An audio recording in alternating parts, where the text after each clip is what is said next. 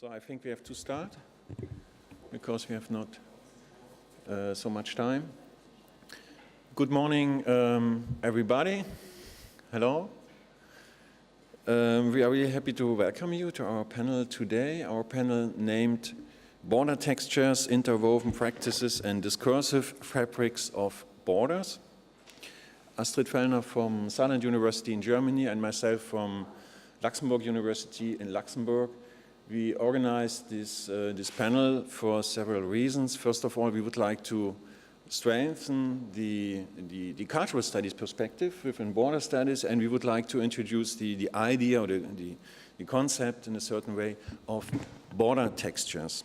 Border textures, an idea which refers to practices, which refers to discourses that fabric borders. So it's a processual approach, and we will see later a bit more about this.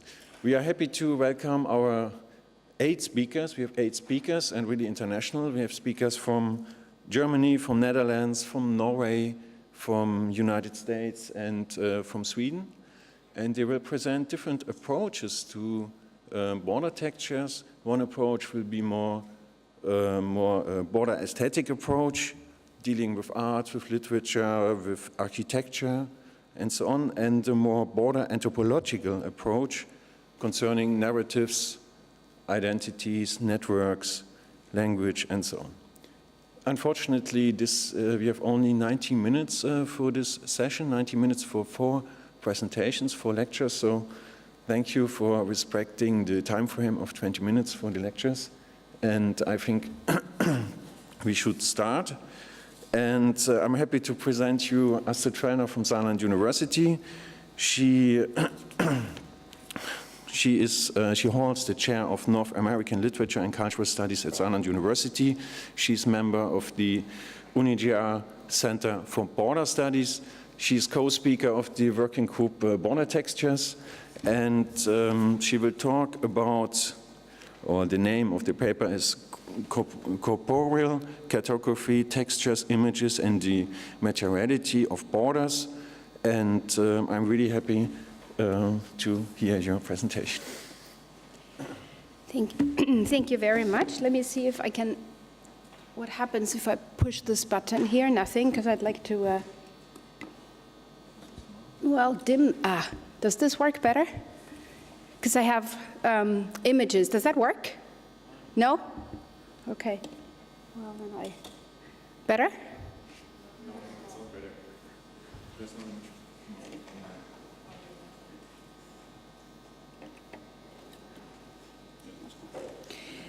I think for us it will work better. Okay, so let me start right away. Borders, as many critics have shown, should not only be grasped in the sense of a geopolitical line, but as cultural signifiers that mark specific modes and histories of being, thinking, doing, making sense, and sensing. In my paper today, I would like to present my first thoughts, so to speak, on the development of a model that,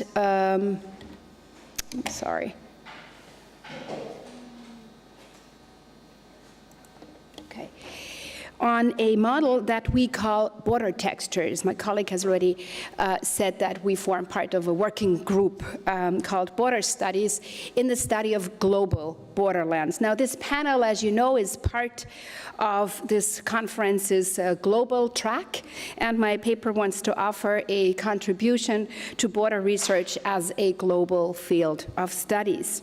In thinking from the trope of border textures, my paper seeks to delineate a concept whose genealogy is rooted in conceptualizations of the border as a hybrid zone of interwoven and continuous existences rather than, as I've said before, a line of dialectical antagonism between mutually exclusive positions.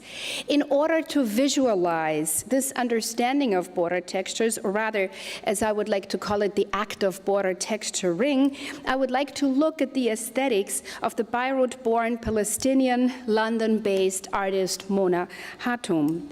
Her performative pieces, as well as her installations, engage or activate border textures in two ways. First, Hatum's textured images evoke a certain border thinking that, as I see it, is inherent in my understanding of border textures.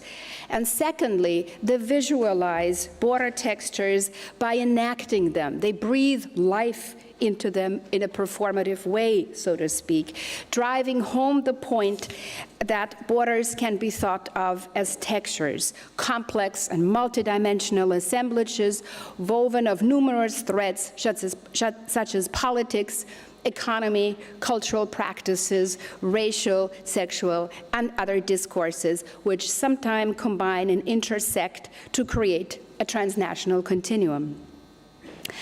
Hatum was born in 1952 in double exile from Palestine and Lebanon, and exiled in London after the Lebanese Civil War broke out in 1975. She is one of the most internationally recognized and acclaimed Palestinian artists working today.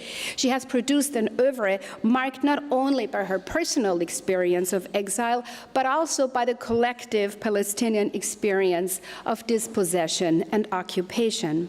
So my aim this morning is not to primarily offer an analysis of her art, but to present to you my understanding of the concept of border texturing, which as a theoretical matrix can be gleaned and maybe even refined through this artist's textured images.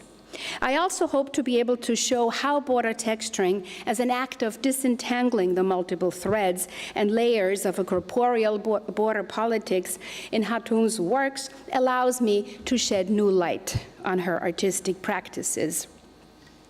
Now, what does it mean to approach borders through acts of border texturing? Drawing from Mezzadra and Nielsen's proposal to approach borders not simply as objects of study, but through concepts such as labor, also as methods, my approach insists that the formation of territories and bodies are inherently interwoven, thus making the border a texture whose analysis necessarily requires a theorization of socioeconomic structures, institutions, and flows. My conceptual approach, border texturing, which I'm currently developing with a group of colleagues from the University of the Greater Region, and from where this panel has actually taken its title, draws on this understanding of the border. It has clear genealogical roots in Chicano-Chicana studies, which is my sort of home discipline, and decolonial thinking, and helps me explain in what ways border thinking gives rise to alternative forms of knowledge. The border for Mezzadra and Nielsen is an epistemic framework, a viewpoint that allows an acute critical analysis, not only how relations of domination, dispossession, and exploitation are being redefined presently, but also of the struggles that take shape around these changing relations. Their approach also owes much to Walter Minolo's border thinking, and as I see it, can serve as a basis for my understanding of border texturing. In carving out this decolonial project, Minolo advocates an epistemological shift towards what he calls pensamiento fronterizo, that is border thinking. Crediting, in turn, Gloria Anzaldúa and her Borderlands La Frontera for this thought, border thinking for Minolo does not only entail the study of actual territorial borders, but, as I've said, also constitutes an epistemic framework for the geopolitics of knowledge and power. It also, as such, refers to the creativity and the energy that emerges from subaltern subject positions, thinking through or from the border, rather than thinking about it, according to him, exposes the colonial underside of Western modernity and resists dichotomous thinking and also disciplinary territories. The way I see it, the installations and sculptural objects of Mona Hatum do precisely this. They expose the colonial underside of Europe, laying bare the workings of colonialism and imperialism, constituting acts of decoloniality that propose a possibility for undoing the modern colonial power relations, her works open up a critical space in which subaltern knowledge can emerge. Impregnated by a sense of dislocation and disorientation, her works engage spatiality, the measurement and the displacement of the body. In the various forms that her work takes, we see the body, we witness the transformation of everyday objects into menacing and disturbing weapons. We see wires, we see cages, singular light bulbs, we see tufts of hair, and then we see maps, grids.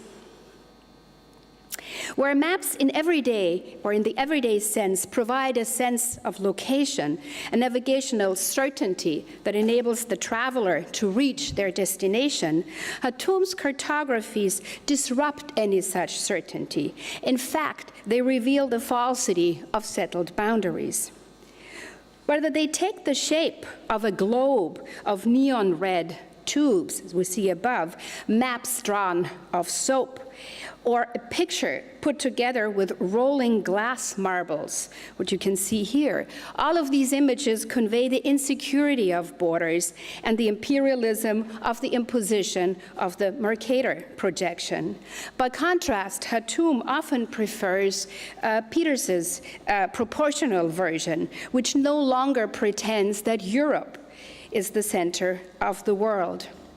Faced with a work like MAP, and this is from the Centre Pompidou in 1999, an immense world map consisting of hundreds of glass marbles placed on the ground and put in motion by the vibrations of this backing when it is stepped on, it is impossible not to be fascinated by the spectacle of a work that, while it explicitly materializes the movable characters of borders and the fragility of a certain representation of the world, is above all a visual spectacle whose aesthetic emotion, reinforced by the staging, is unquestionably spectacular.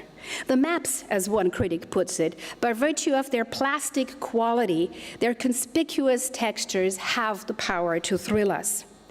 As Conkergood has pointed out, maps constitute one form of knowledge, the, quote, official, objective, and abstract. There is, however, another domain of knowledge, as he calls it, practical, embodied, the popular, the story. Cartographic devices often conceal more complex stories about empire, capitalism, and violence. And in her works, Hatoum aims at laying bare these stories, which rest hidden in border spaces. Her corporeal cartography both constitutes, therefore, and performs, as I see it, an act of border texturing that draws the attention to the multi-layered assemblages that have accounted for colonial dispossession. Maps are instruments of power and serve to reorganize the flows, and borders serve to control the movements of people, which can be seen in her work, present tense. This is from 1996. This installation consists of a network of 2,200 blocks of square bars of olive soil soap, traditional in the city of Nablus, on which are embedded tiny red glass beads to form the territorial divisions of Palestine and Israel, as in the 1993 Oslo peace agreement. This piece constitutes a form of counter-geography. It is a subversive act in reaction to violence and power, which is executed in the political layout of the map. Olive soil soap, apart from being an element of Palestinian identity, conveys an idea of vulnerability, transience, and destabilization over the figure it represents. It neutralizes any political idea of imposition and reverses the meaning of the Oslo Agreement about an agreement for peace, or rather, the territory dissolves and becomes slippery. The red glass beads add an ornamental and provisional meaning, nothing established, nothing definitely configured. The body is also present here through the idea of cleanliness of the soap and the pearls of a necklace. as it is also present in the fragrance that the soap distills in the whole space of the installation, which also then kind of incorporates the bodies of the spectators. Invoking inequality and destabilization of borders, Hatoum's works thus draws the attention to the materiality of borders, constituting powerful tools that texture borders. The materials used in her installations, such as hair, nails, stains, blood, etc., remind us of the relation between the body and the performativity of space, since her work is associated with the fabric of space and body. And Hatoum's textured images are directly linked to her own condition of nomadism, passage, and transit between territorial political entities, Palestine, Lebanon, and Great Britain. Relying on her body, which is marked by trauma, and making use of spatiality, mainly grids and maps, as a way to perform the movements of the body, Hatoum's art articulates borders as highly diverse forms of transgression and movements, and in-between spaces, crossings, and zones of interweaving patterns. An often cited and often referenced piece is her Socle du Monde, base of the world, which takes the simple form of a cube. From afar, this cube looks solid. But if one looks a little bit more closely, one can make out a fibrous texture that covers its exterior, which looks like blackened intestines or like a black brain. Undercurrent, hair grids with knots, or impenetrable, work with similar plays on textured borders. Undercurrent is a floorwork, a woven square of red, cloth-covered electric wire, spreading tentacles at the end of which light bulbs fade up and down, reminding us of a powerful Medusa head, almost breathing in time with the ebb and flow of the lights. The interlacing technique employed basically here refers to the textile tradition and can be found in other works with similar materials, like this one here, hair grids with knots. Here we actually find a network of intersecting lines which reveal an almost free-floating weaving of hair, weaving the discarded strands into a loose grid, which she then fastened, I don't know if you can see that, to two wooden sticks protruding from the wall with just two small single hairs kind of standing out. Her work, Impenetrable, relies yet on different materials. From a distance, Impenetrable appears to be an ethereal cube levitating in the gallery. When approached, the work reveals a menacing aspect.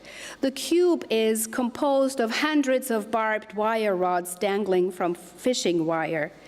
The austere geometric form, which recalls minimalist sculpture, also harbors a psychological charge. The steel lattice work appears to be as delicate as it is threatening, and the barbed wire evokes architectural forms, fences, prisons, camps, designed both to confine and rebel. So, as I've tried to show, Hatoum's textured images are helpful in conceptualizing acts of border texturing. They constitute powerful tools in carving out border textures. As a conceptual matrix, the concept of border textures does not think of borders in terms of citizenship and legal status, but, as I've tried to show, approaches them through an experiential dimension, whose primary locus is the body and its biopolitical corporealities. Hatoum's installations and performances explore how shifting geographic borders limit and violently redefine notions of home and belonging. Her artwork offers what Chiara Moraga and Gloria Anzoldua have called a theory in the flesh, embodied theories that emerge from the material reality of multiple oppression. Proposing radically new ways of thinking about borders, identity, and difference, Hatoum shows that border textures are made up of a thickly amalgamated web of corporeal and other disciplinary discourses which create a dense border texture. Thank you.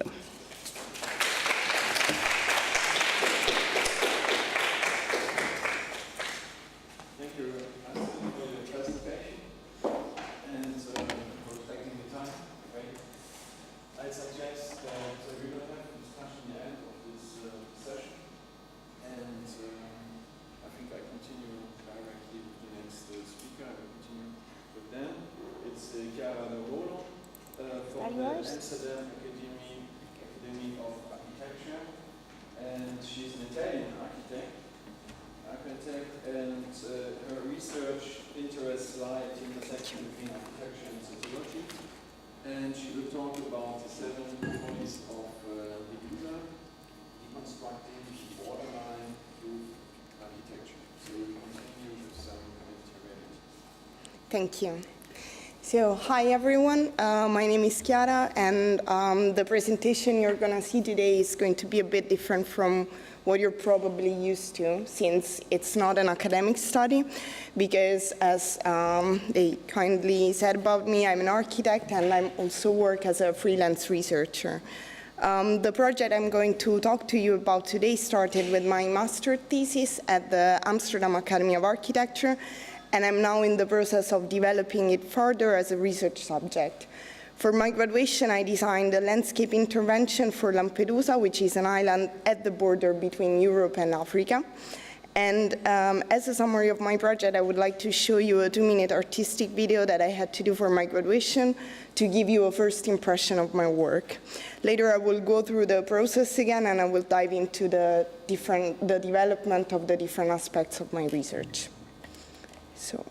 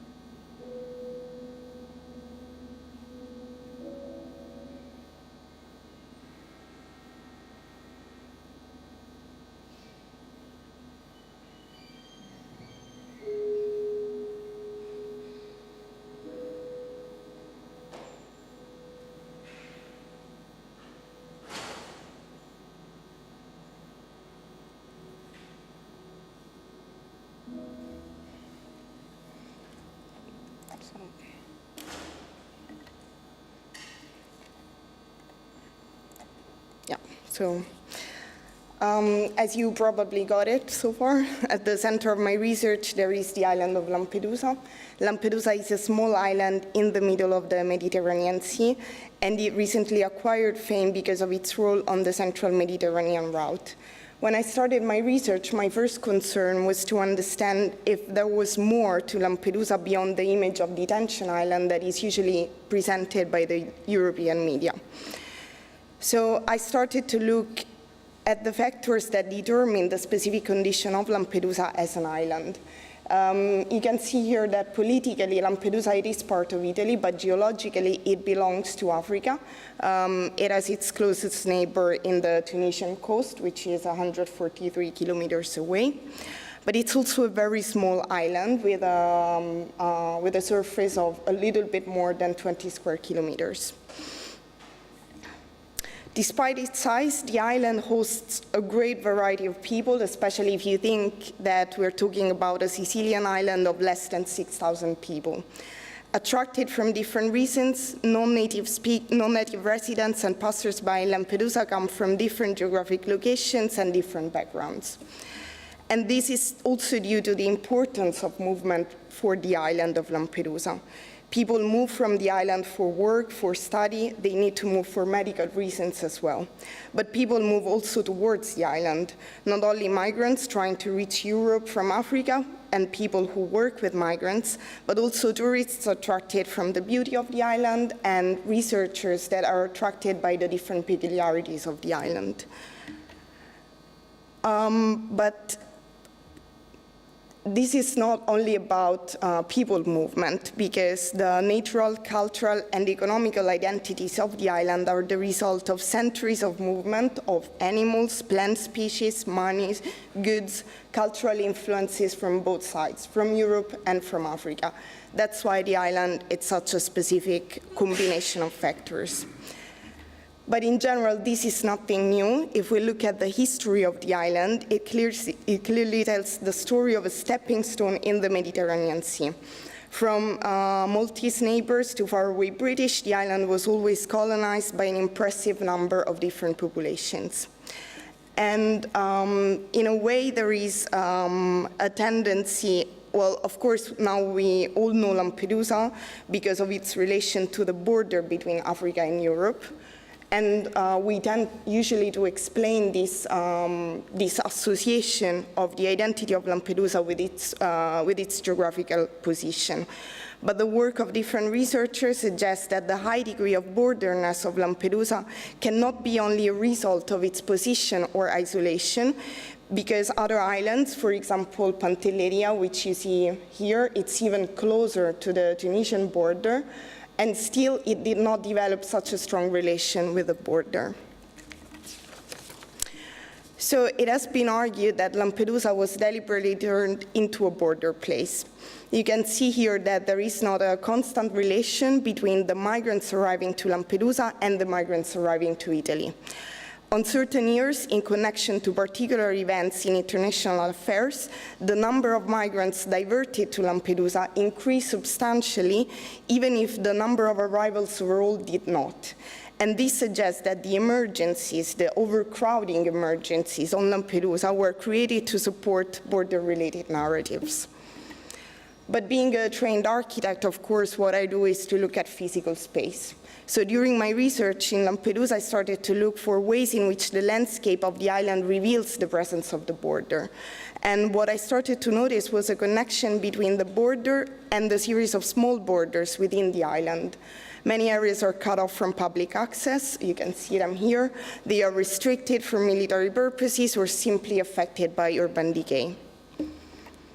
What I also noticed is that the narrative around the border is used to justify an increasing militarization of the island of Lampedusa, which is often presented as a consequence of border patrolling. But in reality, the presence of several military radars and other military vehicles has nothing to do with rescuing people at sea, and it is to be seen as a consequence of the strategic position of Lampedusa in the Mediterranean Sea. So I started to wonder about the relation of cause-effect between the landscape, the built environment, and the concept of the border. By studying the works of other sociologists and geographers like Paolo Cottita, I started to understand that borders, and in particular the one in Lampedusa, are materialized through what can be summarized as a three-step narrative: the invasion, the necessity of containing this invasion, and the humanitarian response that we all need to show towards this invasion. And looking at the landscape with these three steps in mind, I started to understand that the territory of Lampedusa is not simply a consequence of the border, Over the years, the landscape has acquired a very active role in creating the border narrative and materializing it. In particular, 3 places represent the different aspects of the narrative. The military pier, which can be seen as the symbol of the invasion, the detention center, which can be seen as the symbol of containing this invasion, and finally the monument Door of Europe, which is the symbol of the ethical human response to the invasion. In my opinion, it is now possible to look at the urban landscape of Lampedusa for evidence that can illustrate the process through which a border is materialized and produced. Even the geographic position of these 3 places on the island can be seen as a proof of the intentionality with which the landscape was used to contribute to the border narrative. So let's start with the military pier. This is where migrants are usually disembarked once they are rescued at sea. The pier is publicly inaccessible yet completely visible from the other side of the harbor. You can see it here in the back, and this is the new military pier that is also used for the same purpose. You can see that the old pier is in terrible structural condition, but actually nothing changed with the new pier because there is a complete lack of facilities to welcome people that spend hours and sometimes days at sea. There are no toilets, no changing rooms. People arrive there with clothes soaked in fuel, and there's not even a first aid post. And this absence is usually explained by the fact that it would not be clear who would be responsible for such facilities. But in reality, these services would completely change the way these disembarkment operations are depicted by the media. This is in fact how the media usually show the pier, full of migrants queuing, being counted, and then brought away. The message here seems to be clear. There is an invasion, we're having a hard time coping with it, but the authorities are taking care of it. After disembarkment, migrants are brought to the First Aid and Reception Center. This is how it's called, but it's in fact a detention center. It was established in '96, and it is in fact what allows the authorities to divert migrants to Lampedusa in the first place. As you can see here, the center sits in a hidden valley in the middle of the island. And you can see this as a picture I took when I was in Lampedusa, and you can see that even if you know exactly what you're looking for, even if you know exactly where the center is, you can't really get any closer than this. So it's very isolated and concealed somehow.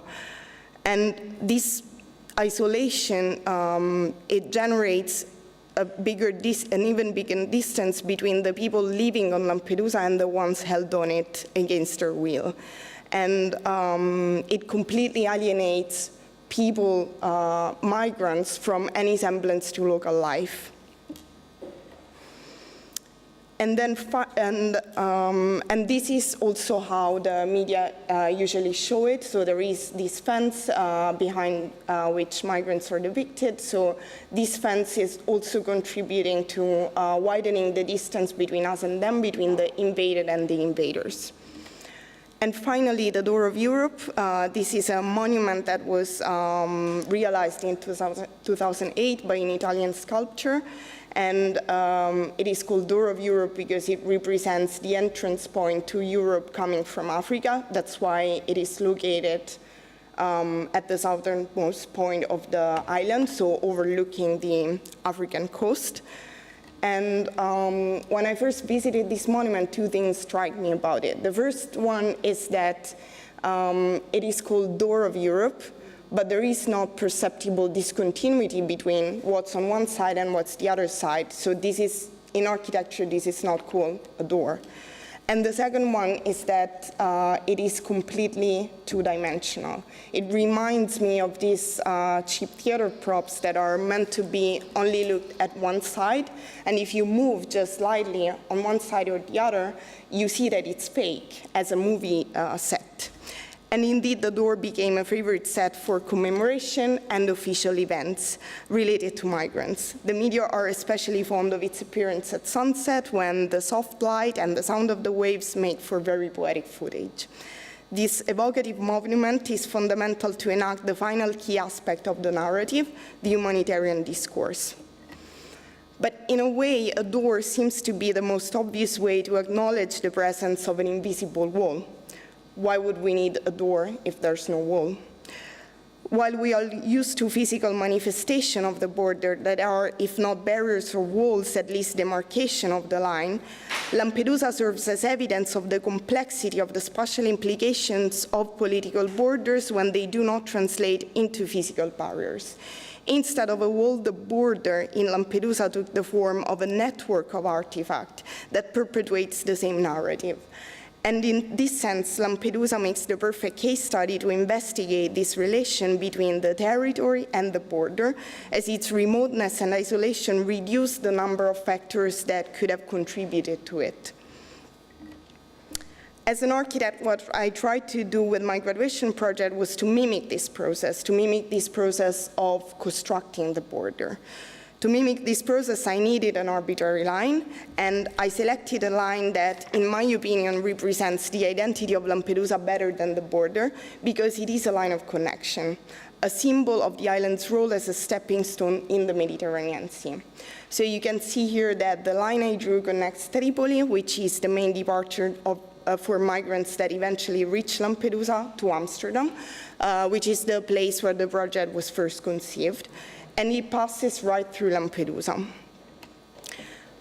We all, in a way, can say that borders turn from imaginary lines into actual barriers, even in the absence of a real wall, through the social practices and policies that revolve around them.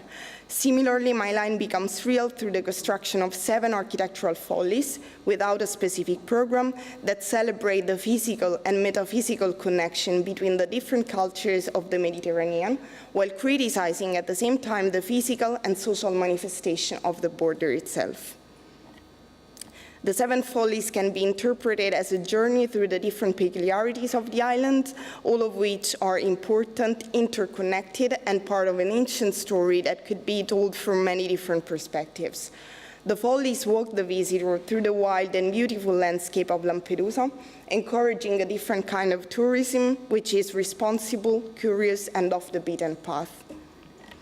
To deconstruct the idea of border between the different people inhabiting the Mediterranean coasts, the follies are all inspired by the vernacular architecture of the area, with references to specific typologies that can be found across the sea.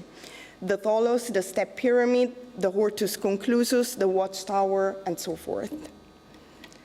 At the same time, each of them takes a critical stand against the current situation, with specific references to people that died at the sea, to the militarization of the island, to the role of the detention island in the eyes of the media, to the contradiction of the actual management of immigration of the islands, and to the hypocrisy of the door of Europe, which is an open door to commemorate those who die in order to cross the door that is in fact shut.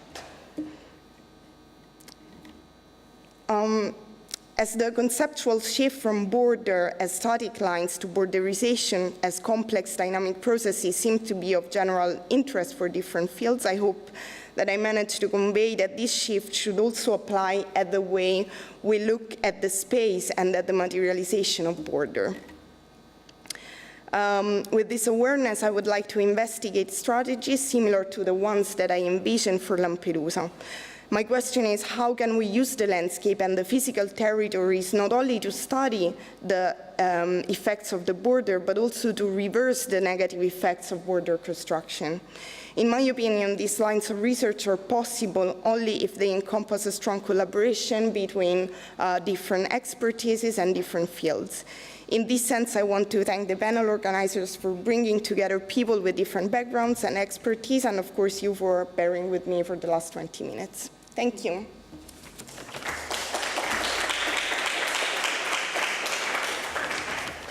you very much, Chiara, for your presentation. We have good news. We got a message that our third speaker, Mr. Fellner from Open University, couldn't attend the conference today. So we have more time for the panel. That's a good message. And we would like to continue with Johan Schimanski.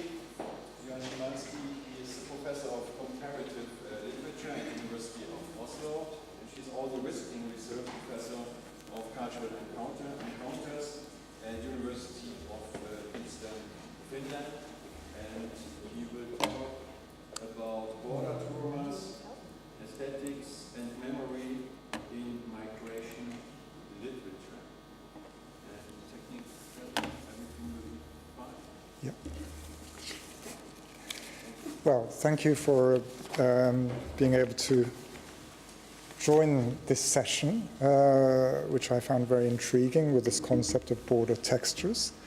See if this works. So,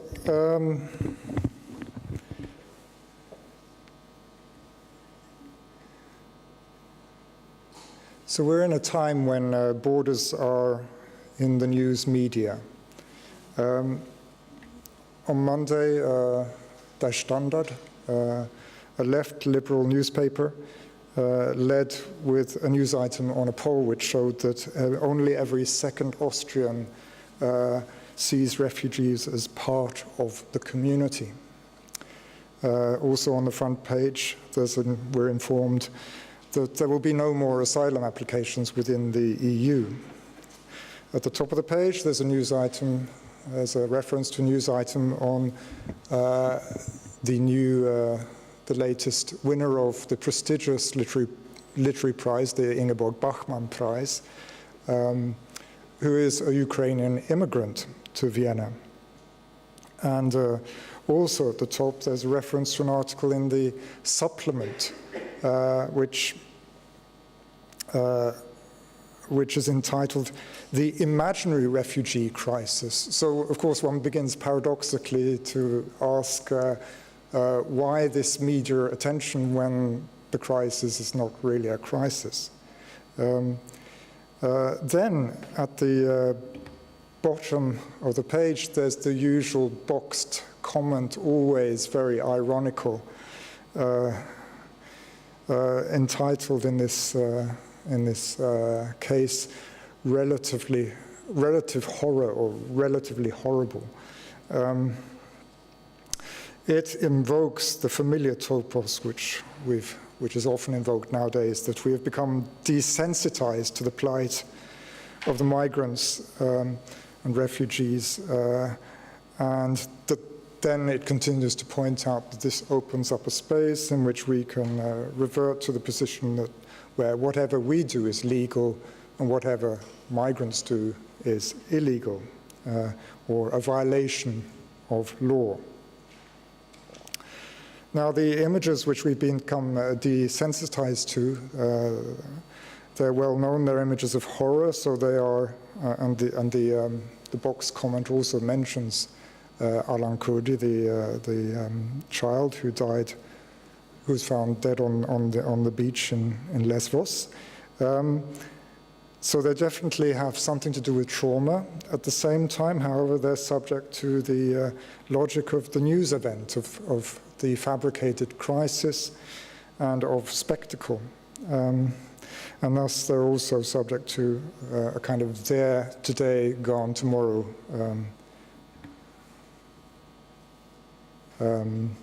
temporality. So strangely, these images, they're both traumatic and forgotten. And in both cases, we're pointed to something which, the images point to something which we cannot experience. I mean, trauma is about the fact that we cannot actually experience or actually see or feel what actually happened. And forgetting is also about us not wanting to see and feel what actually happened.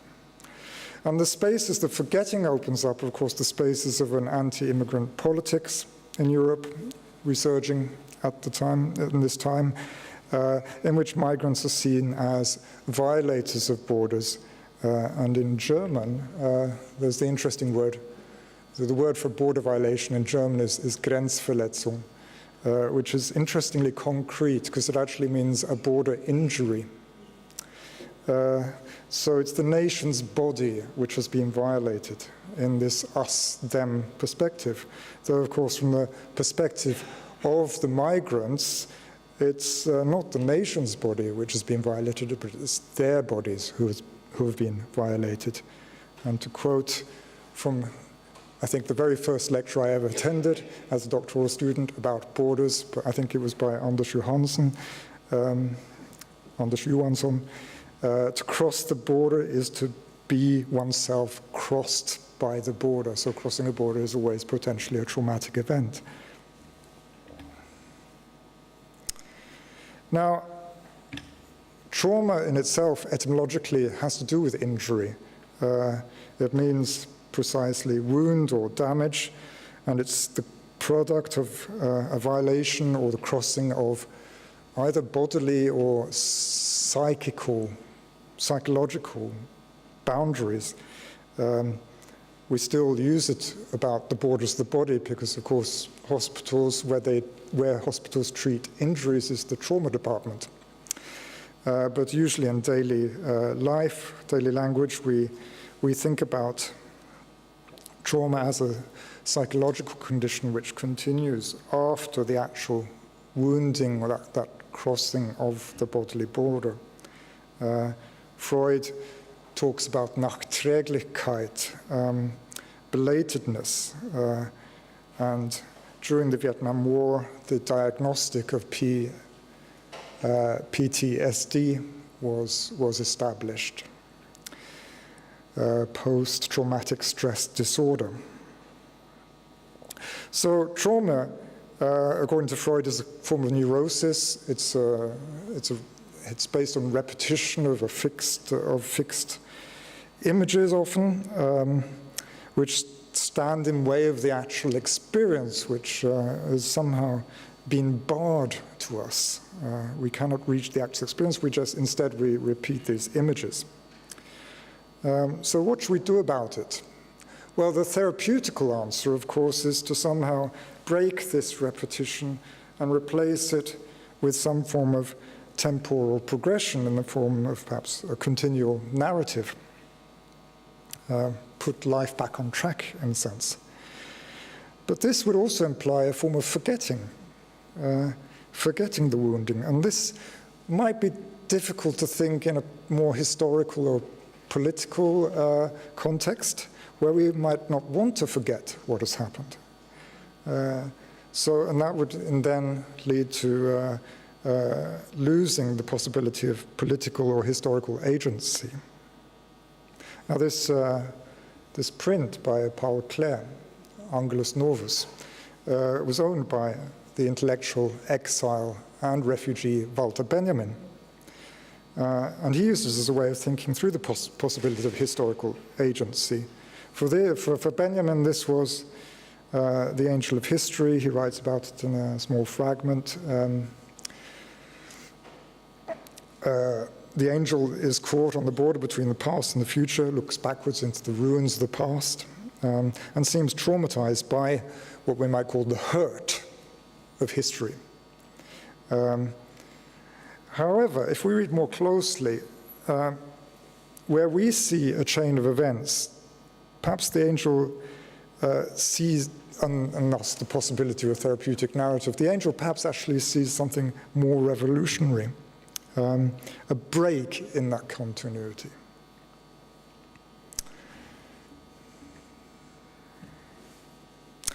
So trauma means then to border off the original horror or experience.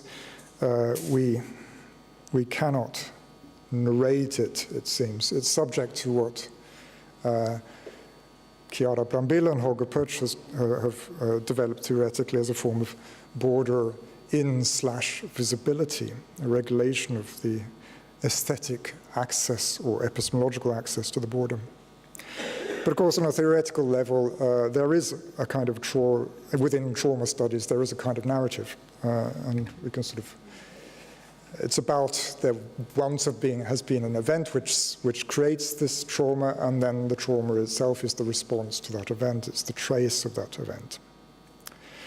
And this is not as interesting that this has certain formal similarities with the event of the narrative of border crossing, which is also an event of crossing and of being crossed, as I've implied, and then something which larger, more continual, disseminated across time and space.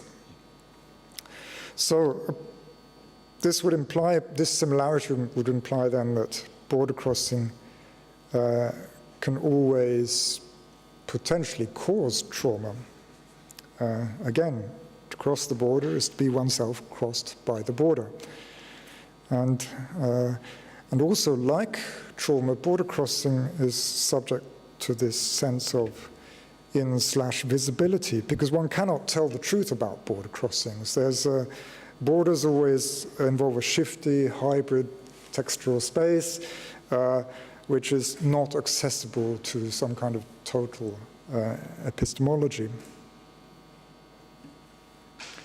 So looking then at some narratives, some migration narratives, and the way they handle this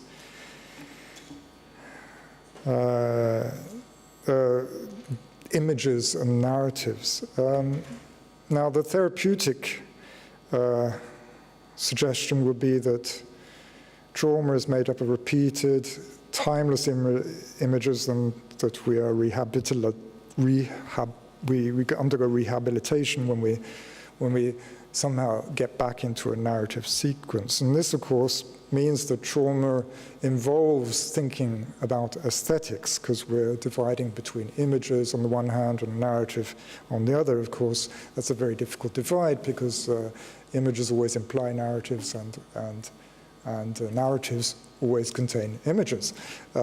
So it's much more of an interweave. It's a border texture here, which I think becomes apparent in these narratives, and the way they mix narrative and images. So the first narrative is a testimonial by Marie Amelie, a famous illegal migrant in Norway. This is the story about how she was deported from Norway, and the story about how she was held in a containment camp by the Oslo airport before being deported. And her deportation was the result of her first book, which was a book about her experiences growing up as an illegal alien in Norway. And this book is a book which is full of images of trauma,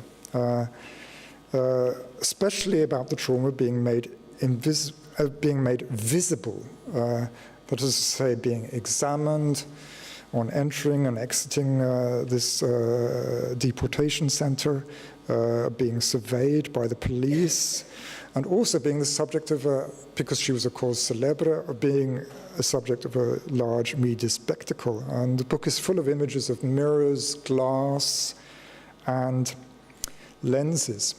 And these become, at the most extreme point, traumatic when she imagines or she plans faking an attempted suicide with the help of a broken mirror within the deportation facility. So the actual glass suddenly becomes a motif of crossing the borders of her own body. At the same time, the book is also about being made visible. At last, she can publish a book where her photograph is on the cover, and it's about making her experience visible. So here we see that, on the one hand, invisibility, we always want to think that the marginalized should have a voice and should be made visible, and that because they don't have a voice and they aren't made visible, their trauma, that's a form of trauma for them. But of course, at the same time, becoming visible, if they become visible in the wrong way, is also a form of trauma. So, another example then. Johannes Anjorus, En storm kom från paradiset. A storm blew in from paradise, and of course the reference here is in fact directly to that quote from Walter Benjamin, which I showed you earlier. This book is in fact tells two stories. One is the story of a Ugandan man who is sent to Greece to be trained after independence of Uganda, the independence of Uganda. He's sent to Greece to train as a pilot to become part of the Ugandan Air Force. However, with the coup of Idi Amin, this is a story of decolonization, with the coup of Idi Amin, he has to break off his pilot training. He doesn't know exactly what to do. He attempts to go back to He attempts to go to Africa to work as a pilot, but is immediately taken in by the Tanzanian secret police, interrogated, and ends up in a refugee camp near the Ugandan border, which is also, in fact, is not just a refugee camp, but also a training camp for soldiers who are going to take part in the civil war in Uganda. So this is a narrative full of trauma. He escapes from the camp. His ear has been damaged while being in the camp, so he can no longer, there's no longer any physical possibility of him as working as a pilot, which is his greatest trauma, I think. He escapes the camp, lives as a homeless person in Nairobi for a while, and then meets a Swedish woman and migrates to Sweden. The second story is about his son, who is the author of the book, who attempts to somehow negotiate this trauma through writing this book, about his father, using, for example, some of the images he finds, images which are, these three images at least, are included in the book. His father was also a high jumper. Here you see him jumping the high jump in a stadium in Athens. And these images, they're both a form of phototextuality, as it's called, this things which we're familiar from novels by, for example, Sebald, in which images are moved into the text, but also these images function for the father as what we might call, and for the son, as umbilical border objects. They're objects which point back to some past across the border which one came from. Also, these images are described, some other images are not shown, but they're described in the book in small fragmentary forms of what are called technically ekphrasis. Ekphrasis is a rhetorical term meaning the textual description of images. And these ekphrasis are quite interesting because they first of all, there's this recurrent image of grayness. Grayness, the word grey appears in almost all these short texts, which implies a form of melancholy, which is borne out by the other things in the text. But also, there's a very strong awareness of the materiality of the aesthetic here, of the aesthetic form of the photo. So, for example, their olive green clothes look dark grey in the photo. So there's this shifting between what was there in the past and what the author of the book sees in front of him, this border texture of the photographic surfaces. And I think this is one interesting way of dealing with trauma because, of course, because on the one hand, these are images which stop, which fix, which are repeated. But by mixing times in this way, there's one perhaps way of breaking out of that, of not only the repetition of images, but also out of this continual narrative into something more agency-like. So my last example, I hope I have time, just say a little bit about this book by, oh, of course, I should say, that if we go back to Benjamin's text, that is in itself an ekphrasis of that Paul Klee print. And the Paul Klee print is Benjamin's umbilical or border object, which he takes with him when he goes into exile. Sorry. So, Roda Ahmed's book, Forberedelsen, is about a young Norwegian Somali woman, born in Somalia, grows up in Norway, and then as she reaches the age of puberty, she suddenly has to relate to Somali traditions, and she experiences this as quite traumatic. And it's, in fact, while she looks through her grandmother's photograph collection that she suddenly realizes there's a possibility that she can just escape. She's living with her grandmother in the Somali diaspora in London, looking through these photos, about to be married in an arranged marriage, and she leaves the house after looking at the photos and takes the train to France, which is where the novel ends.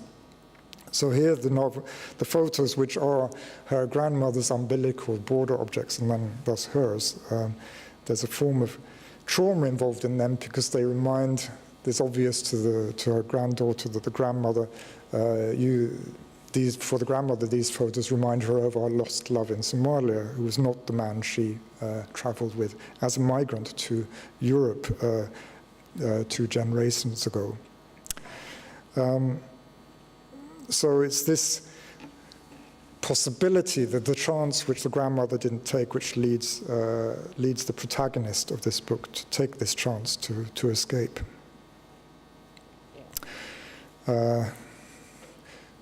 Trauma, should also note, can be infectious, which is precisely some of the meaning behind bringing in these narratives into this discussion, because their temporality is about a kind of infection of trauma going over generations. It's not about the spectacle, the media spectacle, which is limited to a very short time scale. It's about a more spread out dissemination of border crossing over several generations. Finally, I'd like to, so basically this is perhaps one argument about narrative and trauma. The other would be more general, and that is to say that we should be looking at both border crossing and trauma from this point of view, the in/visibility concept, and the way it forms what Rancière would call in his political aesthetics partage sensible, a sharing and division of the sensible, that which can be sensed, the aesthetic, which is precisely what images and texts and other representations do. So, thank you very much.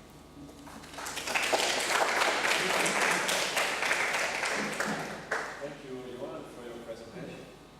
And thank you all the speakers for presenting different approaches to border textures, to fabrics, borders.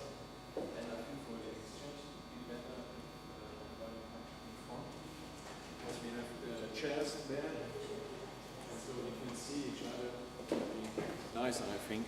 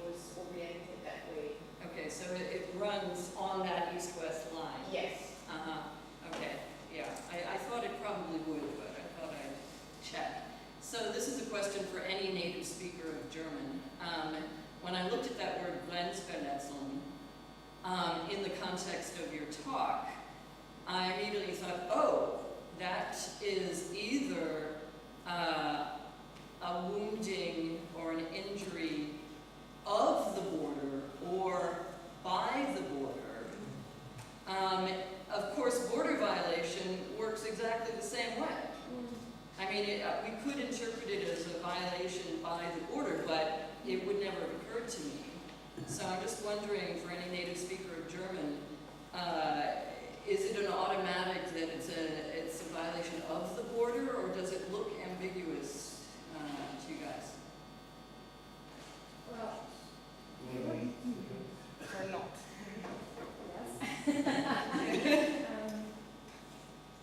to me, I was actually wondering about the same thing when Okay. when I heard you say that, because for me, actually, it works, well, almost in the same way in both languages. So I also first think, maybe, you know, this is because I've been influenced by recent media talk, that the border actually does the violation, right? And the Grenzenverletzung. So in that sense, you know, I think those, you know, English and German are actually quite similar. Yeah, okay. My third comment is, oh, sorry. I'd say this sort of supports my point, I think. This ambivalence. I think my impression is that the general use, the established use, is basically, it's a violation of the border. But then, of course, you might be familiar with some discourse where it's becoming concerned on its head in a sense. Yeah. But it's not the same as a border violation, because you couldn't say, I mean, you could say, of course, that if you fall off your bike, and like I did in May, and I got a big cut in my knee, I wouldn't call that a violation of my body, although it is, you know, I would call it an injury. Yeah. And in German, we just say that's a verletzung. There's no other word for I it. see what you Yeah. mean. So Yes, in that's English, right. there's always this, and there's this possibility of working through a originally French word usually, which is abstract and a more, this is one of this point. Yeah, no, I'm going to present in a later session and we'll be talking about this issue again. The third thing is that as you were talking, this maybe new, maybe not new imagery, the border can actually chase you. And I did a lot of interviewing of survivors of the expulsions of Germans from the former Eastern territories. And they didn't quite articulate it this way, but sort of rethinking it, of course, the border was coming for them. And they were running in front of that border. And then it settled on the Oder-Neisse line. And then the question was, do I cross back or try to cross back across this border that wasn't there before but was rather there? And then, of course, the India-Pakistan border, when it was formed, it was closing, closing, closing, closing, closing, closing, closing. You had to get on the right side before it closed. Just a thought. That's very interesting. Yeah.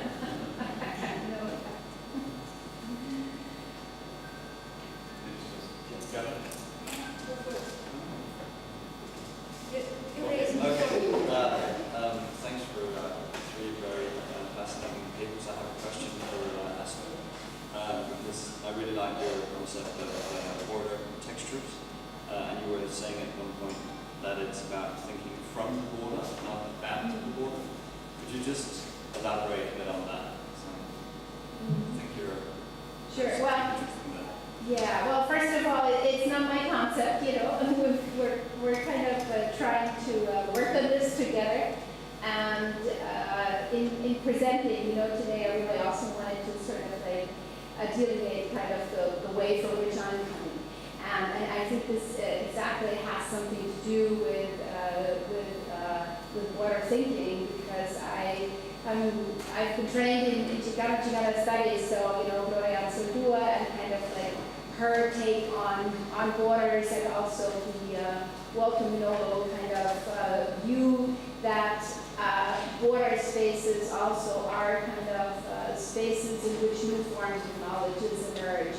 And so and this is what I meant, you know, when I said it's not thinking about the border where you have the border as a research object kind of in front of you with a certain critical distance between yourself and the object of analysis, so to speak. But it is kind of this is what I've tried to, why I've relied on these images, because I think they do precisely that. They kind of show that, you know, the border becomes kind of embodied. It is kind of a thinking that comes from the border, where you also then, of course, kind of could say you use the border in a metaphorical way as a place of alterity or marginality, you know, from which kind of a certain critical thinking emerges.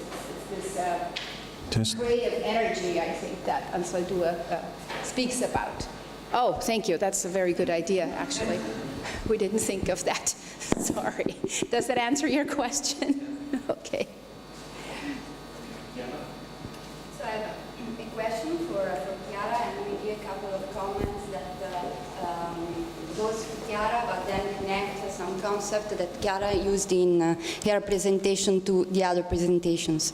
So my question for Chiara is, why did you decide to use the word follies to define follies? Yeah.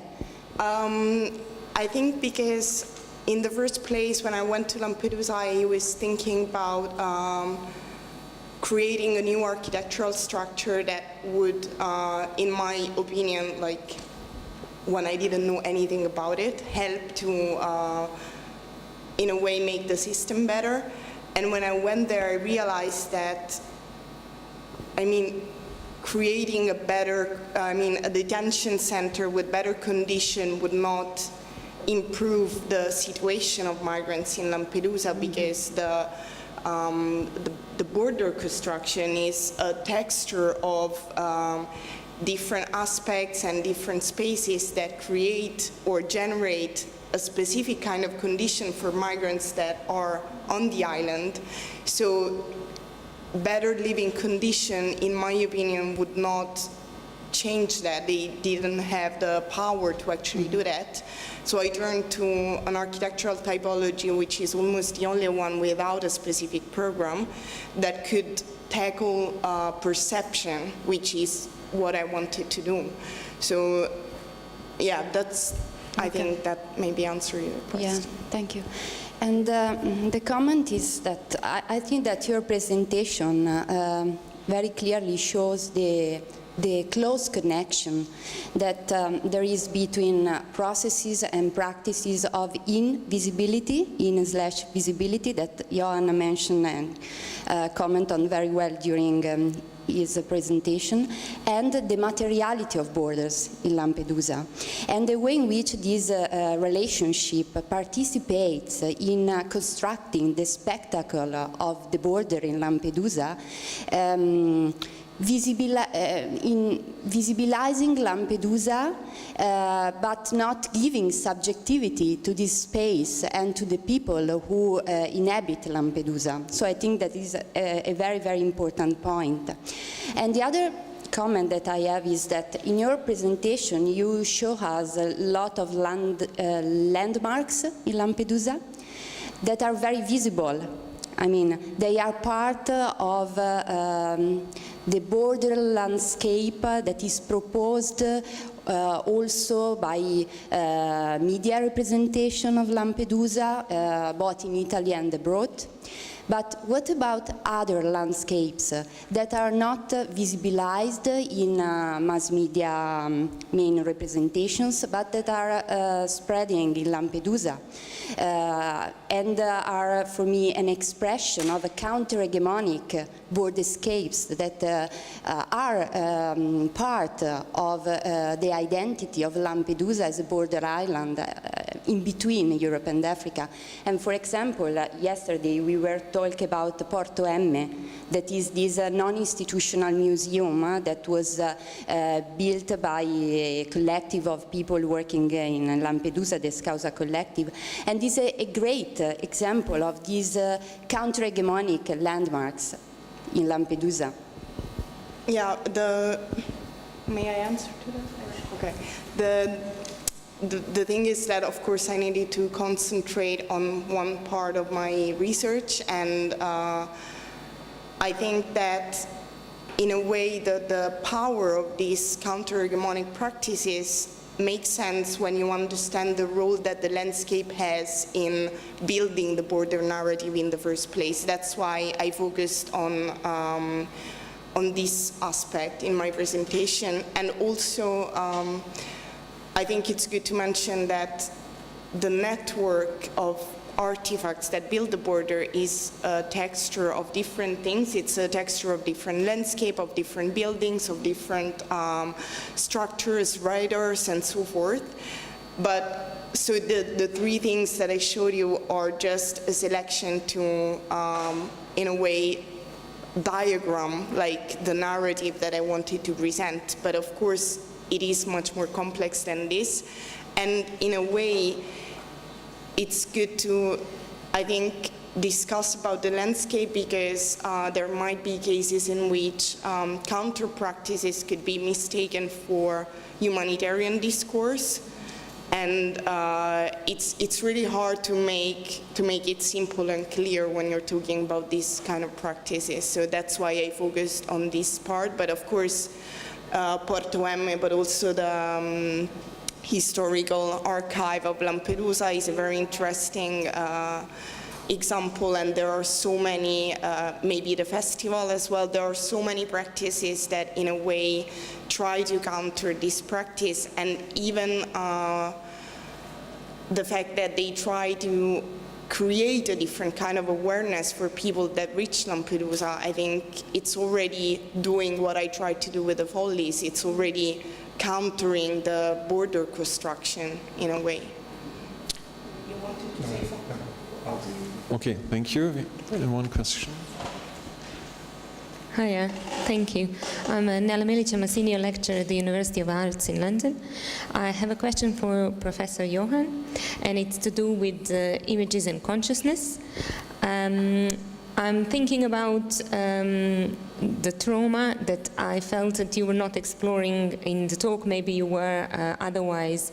The transmission of it through circulation via consumption of images. The examples you made of the mediated pictures are well-known case studies of what you called media spectacle that gets inscribed in consciousness and in arts history. And Ai Weiwei used Alan Kurdi image that you also used in his work precisely for that purpose. So I'm interested in how about the use of image for the purpose of staying conscious about the trauma it causes. And it came to me as a question when you were talking about Benjamin's Angelus Nose, and I was thinking that that is a figure that is consciously stopping the progress in order for us to revisit and reckon with the past, rather than what traumatic experience often causes, which is unconscious and the inability to move beyond the past. So I was just thinking in that kind of register between images and consciousness. And for Chiara, if you want a reference, there is a work by Mumbai artists called Seven Islands about Mumbai itself, and his name is Ranjit Kangalagra. I can give it to you later. And sorry, Astrid, I was late for your talk, so I don't dare ask any questions. Yeah, thank you for this. This is a line of thought I've also been thinking about, you know, that to get out of trauma, you have to repeat the image in a very conscious way, instead of just doing it automatically. But that would also imply the possibility that you have to estrange it in some way. So I'm thinking of, what's his name, the famous Chinese artist who took a photograph of himself lying in the same position as Alan Kurdi. And I'm not so skeptical as many people are to that performance or that photograph. Because I think it also estranges the trauma in a way, which is which is interesting, at least. So there's a role here for art and for literature in precisely helping us repeat images in a more conscious way, and thus breaking both repetition and some kind of totalizing narrative. Okay, any? Yeah, thank you for your thought-provoking talks. I just have a comment to your question about the double sense of Grenzverletzung, and I think it becomes clearer, like if you think about a person, you're either like a Grenzverletzer or a Grenzverletzter, and I think this is just a comment to Mr. Schimanski's mentioning of Walter Benjamin. And Walter Benjamin's biography, or rather the sudden end of his biography, is exactly an exemplification, I think, of that. I mean, he crossed the border between Spain and France, and 2 days later he killed himself, not being able to enter Spain. But I would like kind of to continue this double sense and just comment on your wonderful talk on this, I would call it architectural violence in Lampedusa. It reminded me about the work of Elliot Weizmann, like Israeli architect who kind of like founded this group of forensic architects.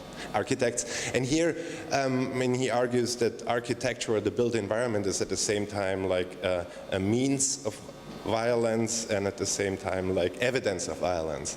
And I think this shows, well, very clearly in your work. This was just a comment. Thank you. Yeah, thank you for mentioning that. I think I.L. Weizmann is a really good example of how we can use architecture and the urban landscape as evidence and proof. What they do there is much more scientific than what I do in a way, because it doesn't really focus on perception but on real evidence. So they use the tools of architecture to create evidence that they actually brought successfully in front of the International Court of Justice, for example. So it's really important work.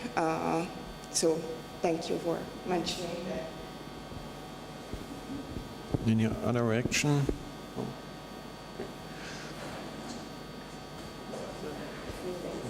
One comment? I really want to share with all the audience, because after being part of the session yesterday, organized by the two people here, Christian and this session today, I find that this metaphor of the border textures that you are trying to develop in your research group is very closed and enter into close dialogue with the results of the border aesthetic project and what Johan tried to explain in the glossary at the end of the border aesthetic book. I think that a lot of metaphors, that we have used and the concept and the words, the keywords that we are using in searching for a way, for a productive way to retool border studies are in a close dialogue, and I really appreciate that. Just comment on that also. I think there can be a very productive dialogue precisely between the concepts of border textures and borderscapes. So. Yes, if I may add something here. This is why this conference is wonderful and why we're happy, that we have been able to organize, two panels, and you're on our second panel, right? So because we will continue in the afternoon. But yes, indeed, and this is, we are very well aware of the fact that we are in dialogue, with your concept, and in fact, we very often actually sit and think, in what ways is our concept different, and where does it sort of like come in, or where does it take off? And yes, we're also, of course, in dialogue with your project, and we're also, of course, as a result, as a group here, we also want to compile a glossary. So this is a part of our Interreg project, and of course, the problem with those people who come after, what's done before, is that we have to do something new and something different. So we'll have to weave a couple of other things together here.